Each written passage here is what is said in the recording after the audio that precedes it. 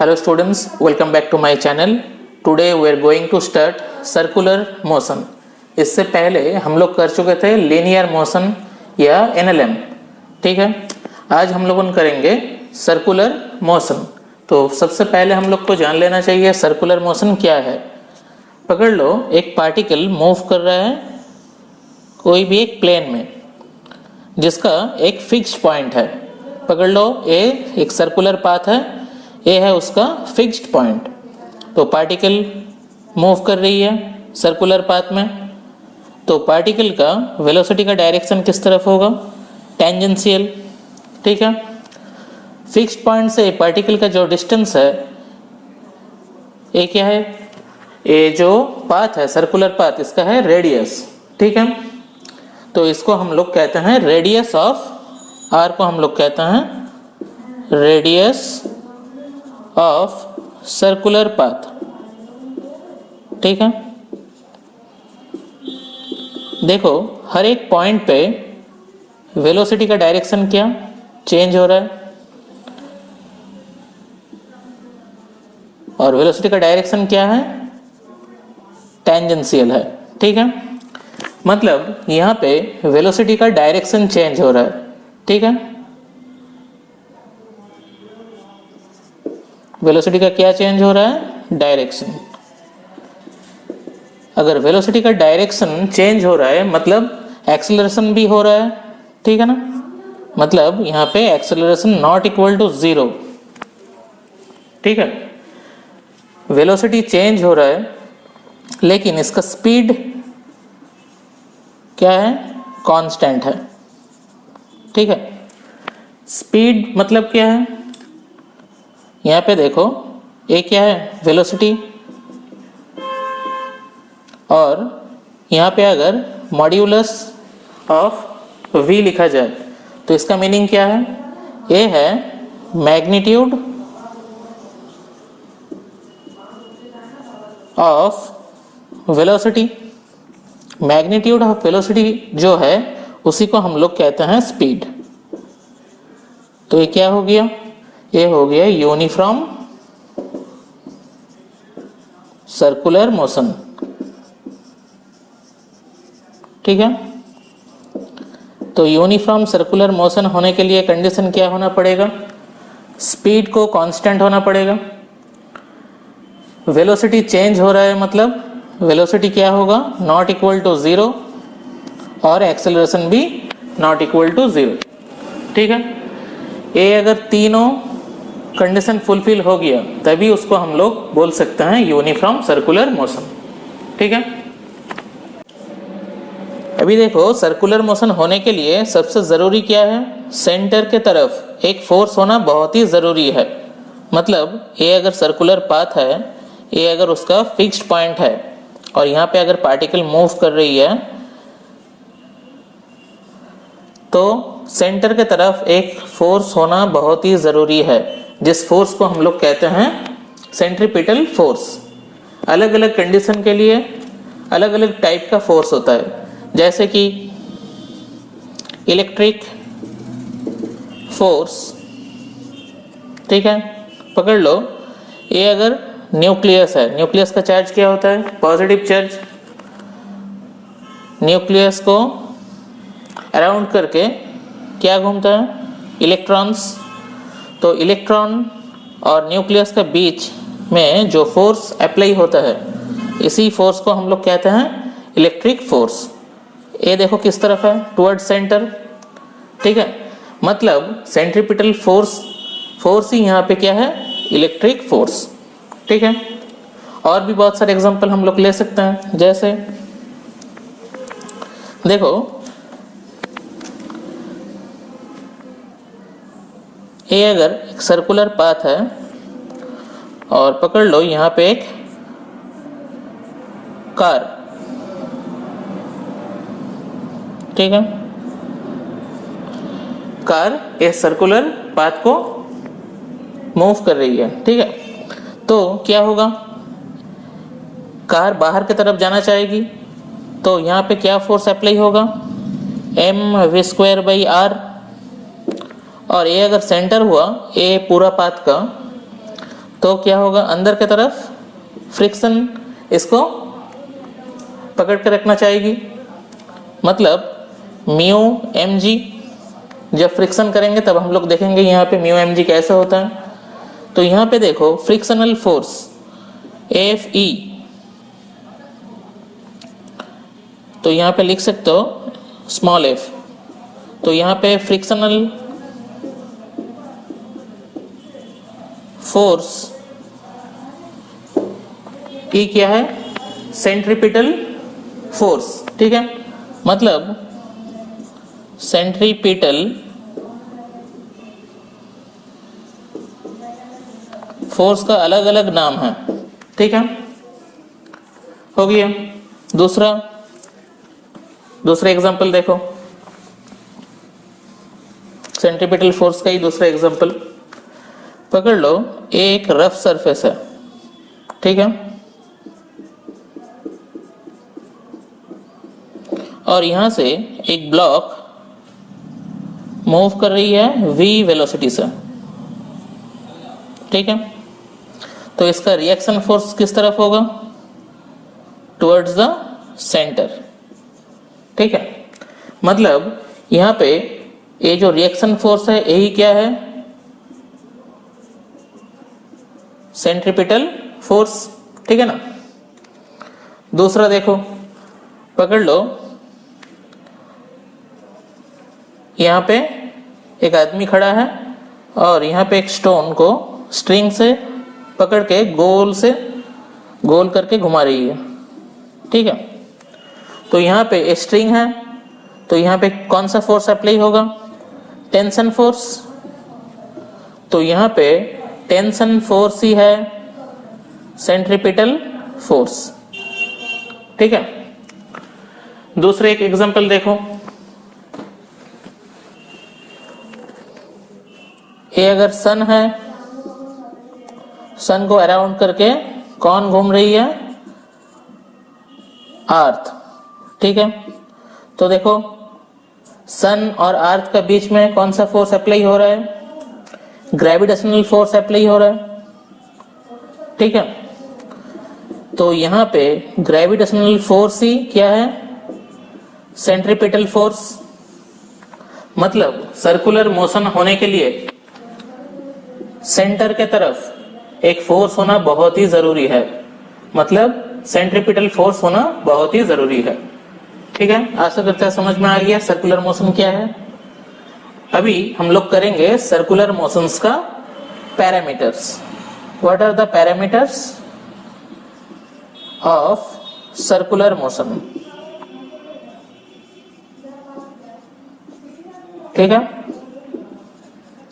चलो देखते हैं पैरामीटर्स क्या क्या है इसमें। देखो लीनियर जो मोशन था, लीनियर मोशंस का पैरामीटर्स क्या क्या था, डिस्प्लेसमेंट,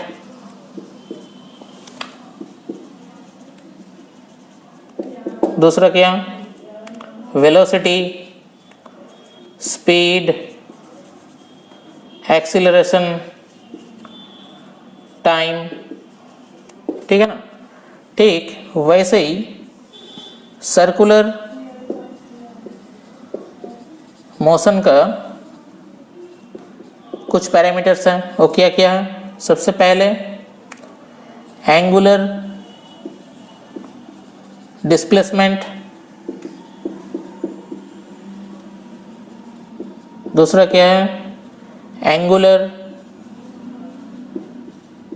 वेलोसिटी, तीसरा क्या है, एंगुलर एक्सीलरेशन, और चौथा तो टाइम, ठीक है।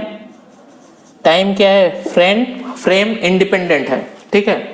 टाइम फ्रेम का ऊपर डिपेंड नहीं करता है, ठीक है, चाहे वो लीनियर मोशन हो या सर्कुलर मोशन हो। क्लियर हो गया।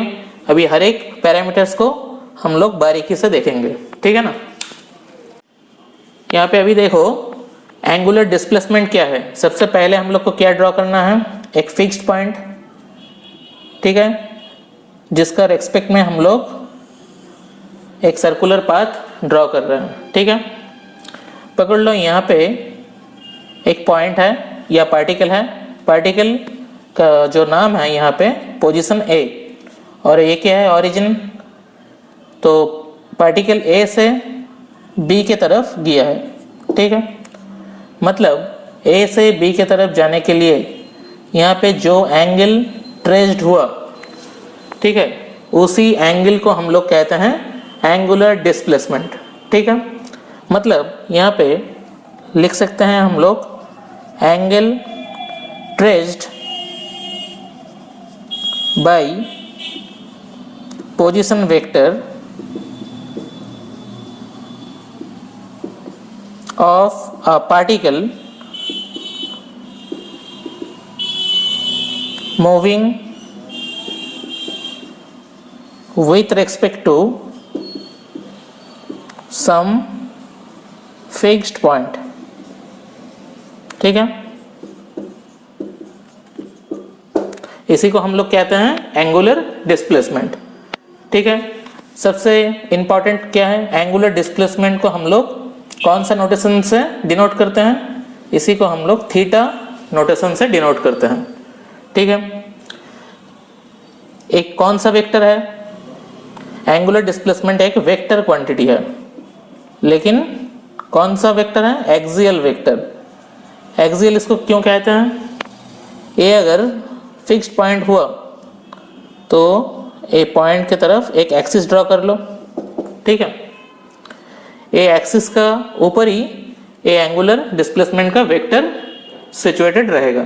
ठीक है ना, मतलब यहाँ पे देखो हम लोग यहाँ पे लिख सकते हैं थीटा, मतलब जो एंगल यहाँ पे सब्सटेंडेड हुआ उसी का बेसिस में हम लोग लिख सकते हैं यहाँ पे थीटा, मतलब angular displacement equal to arc A B by are. ठीक है, आर्क ए बी को हम लोग पकड़ लेते हैं एस बाई आर। तो यहाँ पे हम लोग का फॉर्मूला क्या हो गया, S equal to R theta. ठीक है, समझ में आया? ओके, अभी इसका वेक्टर क्वांटिटी है, मतलब इसका डायरेक्शन किस तरफ होगा, तो यहाँ पे pause the video and note it down. यहाँ पे देखो इसका डायरेक्शन होगा perpendicular to plane of rotation. ठीक है, एक ऐसे हम लोग फाइंड आउट करेंगे राइट हैंड रूल से। ठीक है, राइट हैंड स्क्रू रूल से। ठीक है, मतलब पार्टिकल जिस तरफ मूव कर रही है उसी तरफ तुम तुम्हारा फिंगर कर्ल करो। थंब कहां पे है, ऊपर की तरफ, मतलब ये एंगुलर डिस्प्लेसमेंट का डायरेक्शन किस तरफ होगा, ऊपर की तरफ। ठीक है, समझ में आ गया? तो ये है एंगुलर डिस्प्लेसमेंट का डायरेक्शन। क्लियर? तो इसका अगर ऐसे यूनिट क्या होगा एंगुलर डिस्प्लेसमेंट का, तो एंगुलर डिस्प्लेसमेंट का ऐसा यूनिट है रेडियन। ठीक है, ऐसा यूनिट क्या है, रेडियन। और हम लोग जानते हैं पाई रेडियन इक्वल टू क्या है, 180 डिग्री। ठीक है ना, तो एक फुल रिवॉल्यूशन, मतलब ए पार्टिकल यहां से स्टार्ट करके फिर से अपना पोजीशन में आने के लिए, ठीक है, जो पाथ मूव करती है उसी को हम लोग कहते हैं 1 रिवॉल्यूशन। मतलब 1 रिवॉल्यूशन इक्वल टू हम लोग बोल सकते हैं 360 डिग्री, मतलब 2 पाई रेडियन। ठीक है ना, यहाँ पे हम लोग को एक चीज में गौर करना है, अगर ये डिस्प्लेसमेंट, ये एंगुलर डिस्प्लेसमेंट स्मॉल हुआ तो, मतलब स्मॉल एंगुलर डिस्प्लेसमेंट मतलब डी थीटा मतलब स्मॉल एंगुलर डिस्प्लेसमेंट, तभी इसको हम लोग वेक्टर क्वांटिटी बोल सकते हैं, लेकिन अगर लार्ज एंगुलर डिस्प्लेसमेंट हुआ, मतलब लार्ज एंगुलर डिस्प्लेसमेंट हुआ, तो उसको हम वेक्टर नहीं कह सकते हैं, तभी वो हो जाएगा स्केलर क्वांटिटी। एक इम्पॉर्टेंट नोट है, इसको अच्छे से याद करना है, ठीक है ना। अभी हम लोग को दूसरा पैरामीटर के ऊपर गौर करना है, जो है एंगुलर वेलोसिटी, ठीक है। तो एंगुलर वेलोसिटी को हम लोग डिनोट करते हैं ओमेगा से, ठीक है। तो एंगुलर वेलोसिटी है क्या है, तो हम लोग यहाँ पे बोल सकते हैं it is defined as the rate of change of angular displacement, angular displacement of moving object, ठीक है। तो यहाँ पे हम लोग यहाँ पे लिख सकते हैं omega equal to rate of change, मतलब टाइम यहाँ पे आना जरूरी है, एंगुलर डिस्प्लेसमेंट मतलब डी थीटा डी टी लिख सकते हैं यहाँ पे। तो हम लोग यहाँ पे omega equal to D theta D T, ठीक है ना। तो यहाँ पे एंगुलर वेलोसिटी इक्वल टू और कुछ भी लिख सकते हैं, तो ओमेगा इक्वल टू हम लोग यहाँ पे लिख सकते हैं angle traced upon time taken, ठीक है ना। इसको अगर कैलकुलस का फॉर्म में लिखना है तो कैसे लिख सकते हैं, यहाँ पे देखो ओमेगा इक्वल टू हम लोग लिख सकते हैं limit delta T tends to zero. Tends to zero मतलब टाइमिंग एक एक्यूरेट जीरो नहीं है, मतलब जीरो का अगल बगल है, मतलब जीरो का जितना पास जा सकते हैं, ठीक है। तो यहाँ पे हम लोग लिख सकते हैं delta theta upon delta T. इसी को हम लोग लिख सकते हैं कैलकुलस का फॉर्म से डी थीटा डी टी, ठीक है। ये हम लोग अलग से डिस्कस करेंगे, एक कब लिखना है और कब दूसरा, और एक एक्सप्रेशन है उसको कब लिखना है, ठीक है ना।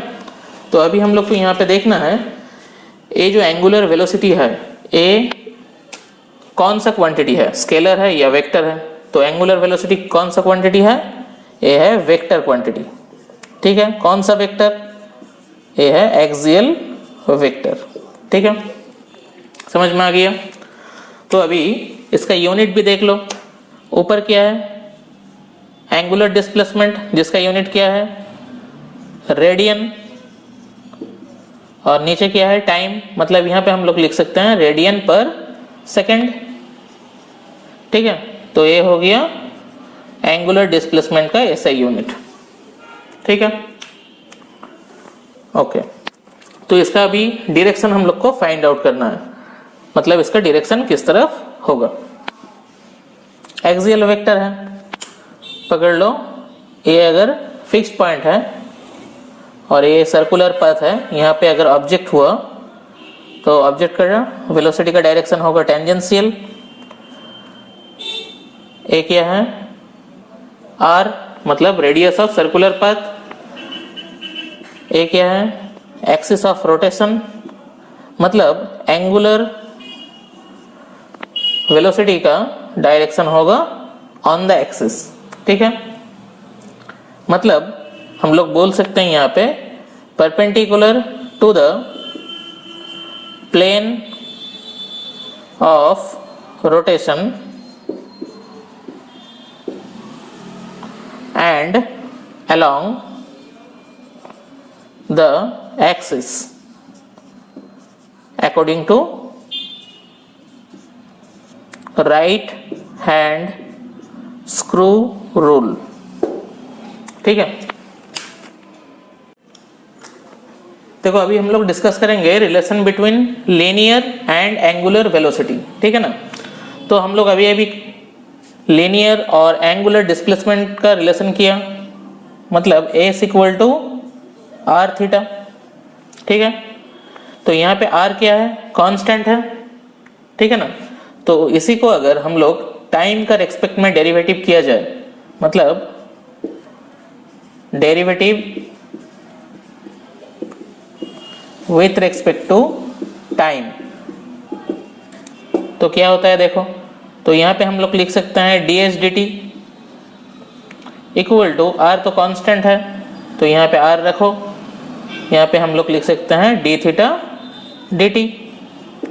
डी एच डी टी को हम लोग लिख सकते हैं क्या, वेलोसिटी, लीनियर मोशन में हम लोग पढ़ चुके थे पहले ही, और यहाँ पे क्या R D theta D T, तो इसी को हम लोग कह सकते हैं ओमेगा। तो यहाँ पे देखो रिलेशन हो गया लीनियर एंगुलर वेलोसिटी का, ठीक है। तो v equal to are omega. अगर इसका वेक्टर फॉर्म लिखने बोले तो क्या होगा इसका vector form, v equal to omega cross R vector, ठीक है ना, समझ में आया? ओके, ये है इसका वेक्टर फॉर्म। तो यहाँ पे और एक चीज देखो, v equal to are omega, ये फॉर्मूला हम लोग कब लिख सकते हैं, जब when particle moves in circular path, ठीक है। जब सर्कुलर पाथ में कोई पार्टिकल मूव करेगी तभी हम लोग ये फॉर्मूला लिख सकते हैं, ठीक है ना, समझ में आया? अभी देखो हम लोग को कुछ इंपॉर्टेंट फार्मूले यहाँ पे देखना है, जैसे कि S equal to R theta, ठीक है। तो एस क्या है, वेक्टर क्वांटिटी, थीटा भी वेक्टर क्वांटिटी है, ठीक है। यहाँ पे देखो वी क्या है, वेक्टर क्वांटिटी, मतलब वेलोसिटी भी वेक्टर क्वांटिटी है। तो यहाँ पे रिलेशन अभी अभी किया लीनियर और एंगुलर वेलोसिटी के ऊपर, तो यहाँ पे एंगुलर वेलोसिटी भी क्या है, वेक्टर क्वांटिटी है। तो ये दोनों रिलेशन क्या है, ठीक है। अभी देखो यहाँ पे और एक चीज भी हम लोग लिख सकते हैं, v vector equal to omega cross R vector, ठीक है। ये क्या है, वेक्टर का क्रॉस प्रोडक्ट है, क्रॉस प्रोडक्ट फ्रॉम, लेकिन इसको हम लोग ऐसे नहीं लिख सकते, आर क्रॉस ओमेगा नहीं लिख सकता, ठीक है, मतलब ये वाला रिलेशन सही नहीं है, ठीक है। और क्या है, v equal to are omega हम लोग लिख सकते हैं, कब लिख सकते हैं, जब ये सर्कुलर पाथ में कोई पार्टिकल मूव करेगी, ठीक है। लेकिन यहाँ पे भी एक रेस्ट्रिक्शन है, सर्कुलर पाथ में, मतलब यहाँ पे हम लोग लिख सकते हैं, देखो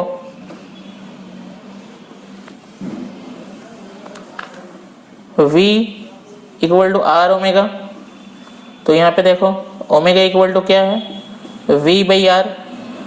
ए v कौन सा v है, ठीक है, ए v है परपेंडिकुलर वेलोसिटी। क्यों, पकड़ लो, ये अगर फिक्स्ड पॉइंट है, ये अगर सर्कुलर पाथ है, ठीक है ना, तो ए पॉइंट का वेलोसिटी का डायरेक्शन क्या होगा, टेंजेंशियल, और यहाँ पे क्या है, रेडियस, मतलब ये है रेडियल वेक्टर, मतलब एक दूसरे के साथ कितना एंगल बना रही है, 90 डिग्री, ठीक है ना। तो यहाँ पे देखो, तो ये कौन सा तो यहाँ पे वेलोसिटी क्या है, परपेंडिकुलर वेलोसिटी, ठीक है, समझ में आया? और एक चीज देखो, वेक्टर फॉर्म से भी देखो, v इक्वल टू क्या, omega cross R, cross product में क्या आता है, साइन थीटा, तो आर ओमेगा यहाँ पे क्या है, साइन थीटा, तो एंगल कितना है यहाँ पे, 90 डिग्री। यहाँ पे देखो साइन 90 का वैल्यू कितना है, 1, सो यहाँ पे हम लोग लिख सकते हैं आर ओमेगा। सो यहाँ पे देखो v इक्वल टू क्या हो गया, आर ओमेगा, ठीक है, समझ में आया, क्लियर? ओके, अभी हम लोग डिस्कस करेंगे एवरेज एंगुलर वेलोसिटी क्या है और इंस्टेंटेनियस एंगुलर वेलोसिटी क्या है, ठीक है। तो एंगुलर वेलोसिटी का सिंबल क्या है, ओमेगा। एवरेज के लिए हम लोग यहाँ पे लिख सकते हैं एवी।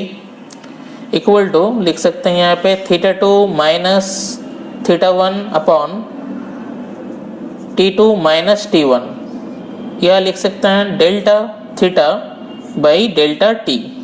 ठीक है ना, मतलब एवरेज जब भी निकालने के लिए बोलना है तब हम लोग को उनको 2 पॉइंट चाहिए। ठीक है, मतलब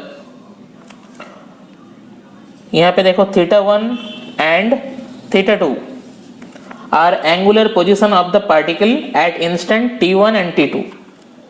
ठीक है, मतलब T1 टाइम पे उसका एंगुलर वेलोसिटी कितना था थीटा 1, और T2 टाइम पे उसका एंगुलर वेलोसिटी कितना हो गया,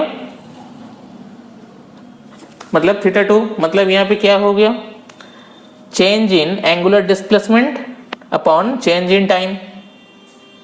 और इंस्टेंटेनियस में क्या होता है, angular velocity at a particular instant, मतलब सिंगल पॉइंट है। एवरेज मतलब 2 पॉइंट्स, यू हैव 2 पॉइंट्स, और इंस्टेंटेनियस मतलब यू हैव ओनली 1 पॉइंट। ठीक है, तो यहाँ पे देखो, यहाँ पे हम लोग आराम से लिख सकते हैं ए वाला फॉर्मूला। इंस्टेंटेनियस में यहाँ पे देखो ओमेगा इंस्टेंटेनियस इक्वल टू हम लोग लिख सकते हैं limit delta T tends to 0, मतलब टाइमिंग 0 के तरफ होगा लेकिन एग्जैक्टली 0 नहीं होगा। तो यहाँ पे delta theta upon delta T लिख सकते हैं। इसी को हम लोग कैलकुलस फॉर्म में लिख सकते हैं डी थीटा डी टी। मतलब हम लोग जब भी डेरिवेटिव भी करते हैं, मतलब वो हम लोग क्या करते हैं इंस्टेंटेनियस निकालने के लिए, मतलब कोई भी एक पर्टिकुलर पॉइंट के लिए अगर एंगुलर वेलोसिटी निकालना होता है तभी हम लोग को क्या करना पड़ता है, डेरिवेटिव करना पड़ता है। ठीक है ना, समझ में आ गया। ओके, यहाँ पे ये दोनों न्यूमेरिकल को गौर से देखो। यहाँ पे एक रिलेशन दिया गया है theta equal to 5t² plus 5t। यहाँ पे निकालना है एंगुलर वेलोसिटी इन 2 सेकेंड्स। ठीक है, और ये वाला प्रॉब्लम पे भी देखो सेम रिलेशन दिया हुआ है एंगुलर डिस्प्लेसमेंट और टाइम के बीच में। यहाँ पे भी निकालना है ओमेगा, लेकिन यहाँ पे दिया हुआ है एट 2 सेकेंड। इन और एट में डिफरेंस क्या है, इन 2 सेकेंड मीन्स क्या है 0 से लेके 2 सेकेंड तक। ठीक है, और एट 2 सेकेंड में मतलब एग्जैक्टली 2 सेकेंड पे ही हम लोग को ओमेगा निकालना है। ठीक है ना, तो यहाँ पे देखो 2 पॉइंट है, मतलब यहाँ पे हम लोग अप्लाई कर सकते हैं एवरेज एंगुलर वेलोसिटी का फॉर्मूला। तो यहाँ पे देखो अभी omega average theta 2 minus theta 1 by T2 minus T1। तो यहाँ पे देखो थीटा 2 सेकेंड में कितना होता है, मतलब 5 इंटू 2 स्क्वायर प्लस 5 इंटू 2 4, और 5 मल्टीप्लाई करने से 20 और 10 मतलब हो गया 30। और थीटा 1 कितना हो गया, यहाँ पे 0 बैठा हूँ यहाँ पे, मतलब 0 हो गया। ठीक है ना, तो यहाँ पे देखो अभी 30 माइनस 0 बाई 2 माइनस 0 मतलब हो गया कितना 15 रेड पर सेकेंड। ठीक है ना, तो यहाँ पे देखो अभी मतलब ओमेगा इंस्टेंटेनियस, मतलब यहाँ पे हम लोग को फॉर्मूला अप्लाई करना है डी थीटा डी टी, मतलब ये जो रिलेशन है इसका डेरिवेटिव करना है। तो डेरिवेटिव करो सबसे पहले डी थीटा डी टी, ठीक है, टी स्क्वायर पावर सामने की तरफ आ जाएगी, मतलब 10t प्लस 5 कौन सा टाइमिंग में, at 2 second, d theta D t at 2 second, sorry at t equal to 2 second. तो 10 इंटू 2 प्लस 5 मतलब हो गया यहाँ पे 25 रेड पर सेकेंड। ठीक है, तो इंस्टेंटेनियस और एवरेज एंगुलर वेलोसिटी का कॉन्सेप्ट समझ में आ गया। अभी हम लोग डिस्कस करेंगे इसका तीसरा पैरामीटर, क्या है वो, एंगुलर एक्सेलरेशन। तो एंगुलर एक्सेलरेशन को हम लोग डिनोट करते हैं अल्फा से। ठीक है, तो एंगुलर एक्सेलरेशन है क्या, ए बी है rate of change of angular velocity. ठीक है, ए बी क्या है, rate of change of angular velocity. मतलब अल्फा इक्वल टू हम लोग लिख सकते हैं यहाँ पे डी ओमेगा डी टी, ठीक है ना। तो अल्फा क्या है, कौन सा वेक्टर है, ए बी एक्सियल वेक्टर है, ठीक है। तो इसका एंगल क्या होगा, सॉरी एंगल नहीं, यूनिट क्या होगा, ऐसा unit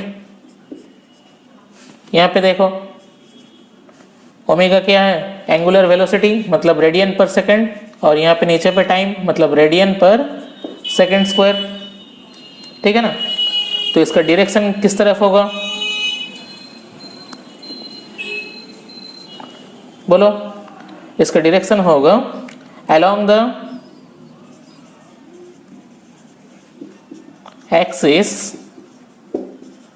according to the right hand rule, ठीक है ना। यहाँ पे देखो अभी एक इंपॉर्टेंट नोट हम लोग को देखना है, अगर कोई पार्टिकल की स्पीड अगर बढ़ रही है तो उसका एंगुलर वेलोसिटी भी क्या होगा, इंक्रीज होगा, ठीक है। और उसका जो एंगुलर एक्सेलरेशन होगा उसका डायरेक्शन किस तरफ होगा, ओमेगा का डायरेक्शन जिस तरफ है उसी तरफ उसका डायरेक्शन होगा। मतलब कैसे, ये अगर उसका फिक्स्ड पॉइंट है, ये अगर सर्कुलर प्ले पाथ है, ये अगर ऑब्जेक्ट है, ठीक है, तो इसका वेलोसिटी का डायरेक्शन पकड़ लो इस तरफ है। यहाँ पे देखो अगर उसका स्पीड इंक्रीज हो रहा है तो ओमेगा का डायरेक्शन किस तरफ होगा, मतलब ओमेगा भी उसका इंक्रीज होगा, और ओमेगा का डायरेक्शन जिस तरफ होगा अल्फा की डायरेक्शन भी उसी के तरफ होगा, मतलब एंगुलर एक्सेलरेशन का डायरेक्शन भी उसी तरफ होगा। अगर स्पीड अगर घटी तो एंगुलर वेलोसिटी भी घट जाएगी, लेकिन अल्फा का डायरेक्शन क्या होगा, ओमेगा का जिस तरफ डायरेक्शन है उसका ऑपोजिट में हो जाएगा, मतलब नीचे की तरफ तभी हो जाएगा, ठीक है, अल्फा का डायरेक्शन। समझ में आया। अभी हम लोग लीनियर मोशन का कुछ फार्मूला के साथ सर्कुलर मोशन का कुछ फार्मूला डिस्कस करेंगे। जैसे लीनियर मोशन में डिस्प्लेसमेंट पकड़ लो, अगर एस हुआ, ये क्या है, डिस्प्लेसमेंट। डिस्प्लेसमेंट को अगर टाइम का रेस्पेक्ट में डेरिवेटिव किया जाए तो क्या होगा, वो वेलोसिटी, ठीक है। और वेलोसिटी को अगर टाइम का रेस्पेक्ट में डेरिवेटिव किया जाए तो क्या हो जाएगा, एक्सेलरेशन, ठीक है। तो एक्सेलरेशन को हम लोग दूसरे तरीके भी से भी लिख सकते हैं, dv dt। तो यहाँ पे देखो v का जगह पे, ये जो v है मतलब वेलोसिटी, वेलोसिटी का जगह पे हम लोग a लिख सकते हैं ds dt। तो ये क्या हो गया, d2s dt स्क्वायर, ठीक है।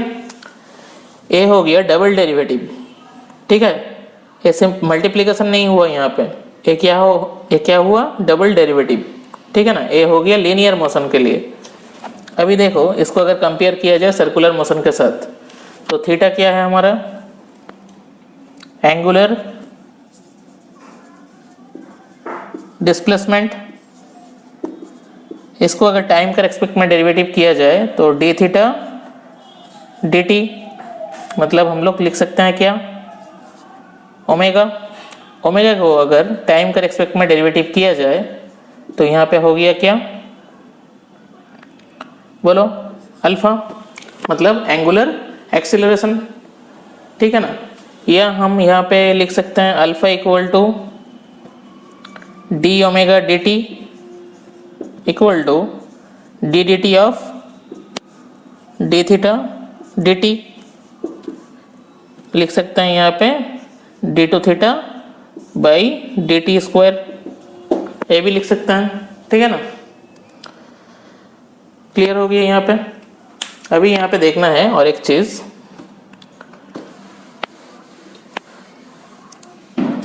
लीनियर एक्सेलरेशन के साथ एंगुलर एक्सेलरेशन का रिलेशन क्या है। इससे पहले हम लोग देख चुके थे लीनियर वेलोसिटी के साथ एंगुलर वेलोसिटी का रिलेशन, मतलब v equal to are omega. इसी को अगर टाइम के रेस्पेक्ट में डेरिवेटिव किया जाए तो क्या हो गया, डी डी टी। आर तो कांस्टेंट है, तो यहाँ पे हम लोग लिख सकते हैं डी ओमेगा डी टी।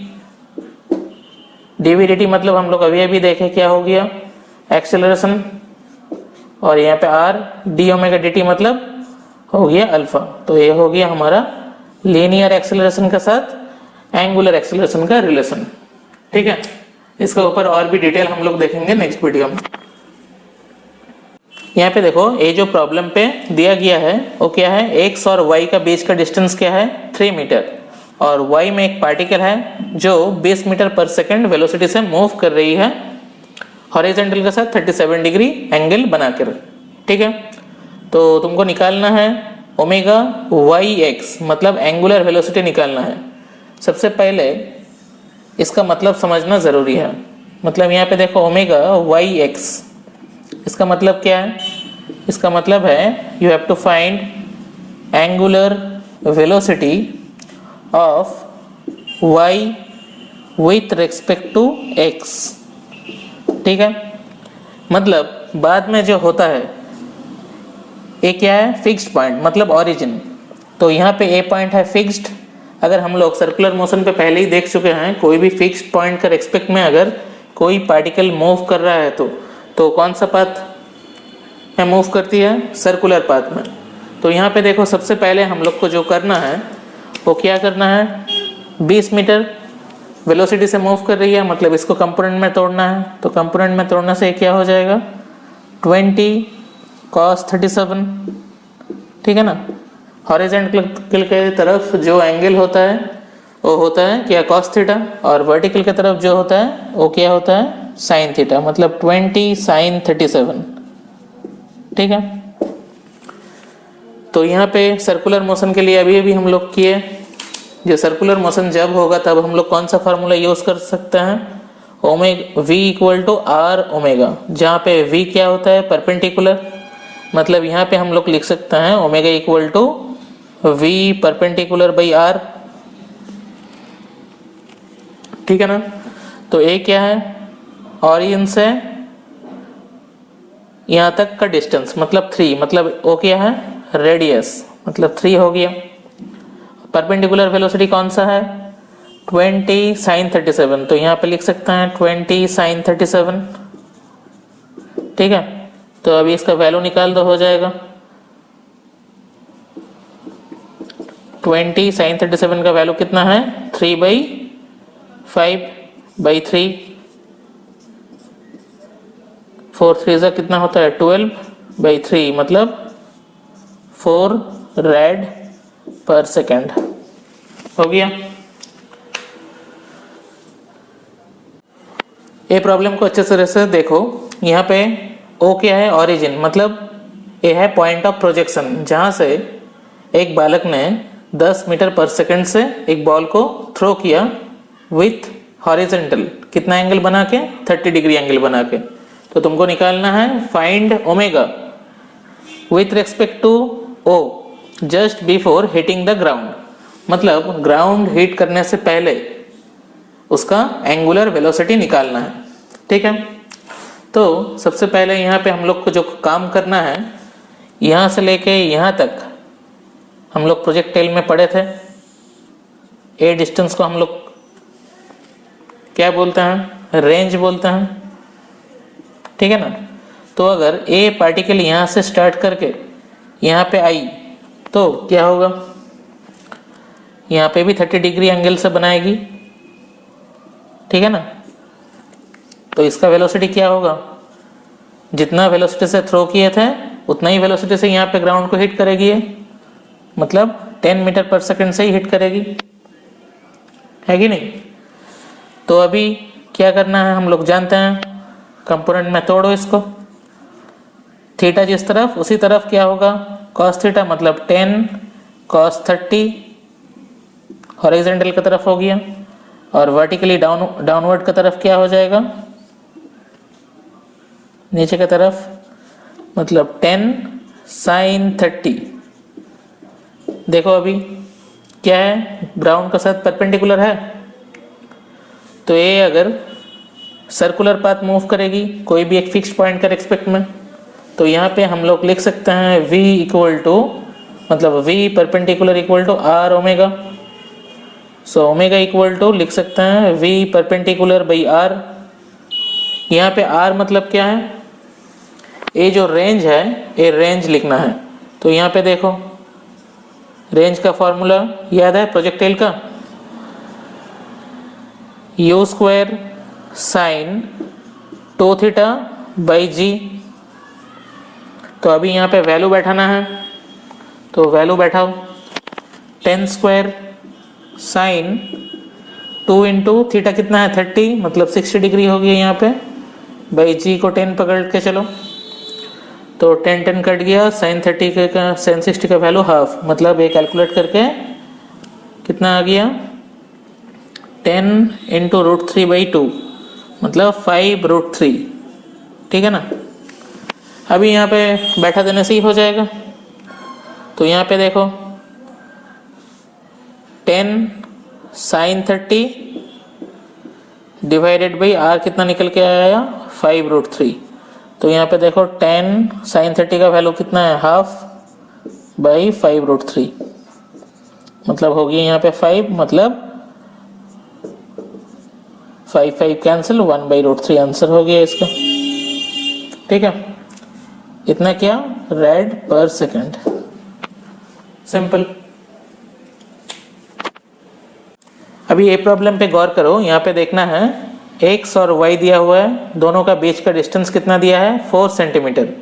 यहाँ पे देखो y से एक पार्टिकल 10 मीटर पर सेकंड से मूव कर रही है और x से भी एक पार्टिकल 10 मीटर पर सेकंड से मूव कर रही है। इससे पहले जो हम लोग न्यूमेरिकल किए थे वहाँ पे एक ही पार्टिकल मूव कर रही थी, अभी यहाँ पे पूरा सिस्टम में 2 पार्टिकल मूव कर रही है, मतलब तुमको समझ में आ चुका है ये रिलेटिव वेलोसिटी का प्रॉब्लम है। तो यहाँ पे दिया गया है फाइंड आउट करने के लिए angular velocity of y with respect to x। सबसे पहले हम लोग को जो काम करना है, क्या करना है, इसको कंपोनेंट में तोड़ना है। तो तोड़ डालो इसको, 10 cos 30 और यहाँ पे क्या है 10 sin 30। ठीक है ना। अभी यहाँ पे क्या करना है, omega b with respect to a, मतलब हम लोग फॉर्मूला लिखेंगे v परपेंडिकुलर बाई r। तो यहाँ पे रिलेटिव वेलोसिटी हम लोग को यूज़ करना है। तो देखो यहाँ पे ये 10 है 10 मीटर पर सेकंड और 10 साइन 30 को कैलकुलेट करने से यहाँ पे हो जाएगा 10 साइन 30 का वैल्यू हाफ, मतलब 5। ठीक है, तो रिलेटिव वेलोसिटी में क्या दोनों का डायरेक्शन क्या है सेम है, मतलब हम लोग लिख सकते हैं 10 माइनस 5 बाई आर कितना है 4 हो गया, कितना हो गया 5 बाई 4, मतलब यहाँ पे हो गया 1.25 रेड पर सेकेंड। ठीक है, तो ये हो गया हम लोगों का सर्कुलर मोशन का पहला पार्ट। अभी दूसरे पार्ट में हम लोग डिस्कस करेंगे कितने टाइप के एक्सेलरेशन होता है। ठीक है ना।